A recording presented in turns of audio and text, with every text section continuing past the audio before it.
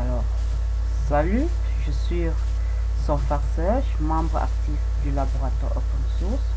Je vais vous parler des missions et objectifs du laboratoire Open Source ainsi que le mode de fonctionnement. Commençons par les missions. Les missions ou bien objectifs du laboratoire Open Source se résument en 3 lettres PVC qui veut dire promouvoir, vulgariser et créer les outils open source. Alors, comment atteindre ces objectifs? Comment aboutir à nos activités? Nous avons au sein du laboratoire open source 2 types de membres, les informaticiens et les non-informaticiens. Alors, comment est-ce que nous fonctionnons? Nous avons prévu des modules de formation pour les 2 types de membres, à savoir les informaticiens et les non-informaticiens. Pour les non-informaticiens, nous allons parler des concepts, c'est-à-dire évoquer le concept et la philosophie de l'open source. Nous avons des modules qui parlent du modèle de développement de l'open source. Nous avons des modules qui vont parler des licences des outils, des logiciels open source, ainsi que le modèle économique de l'open source. La deuxième partie concerne les informaticiens.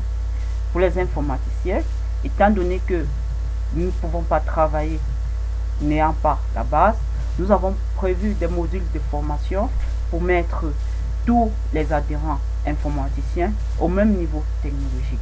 Et ces modules ont été divisés en 3 grandes parties, à savoir la programmation orientée web. La deuxième partie concerne la programmation système. La troisième partie est la programmation des applications tout simplement.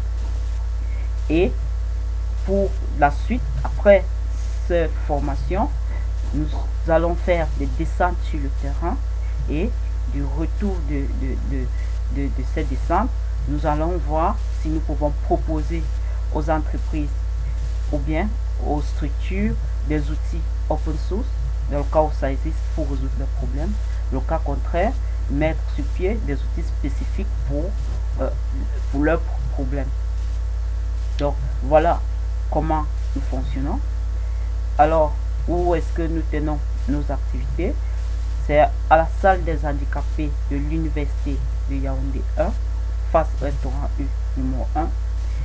Et nous assistons aussi sur Facebook avec le groupe Laboratoire Open Source, un groupe vraiment actif. Pour toutes vos questions et préoccupations, vous pouvez aller sur le groupe, c'est un groupe ouvert. Alors, je vous remercie d'avoir suivi cette vidéo jusqu'à la fin.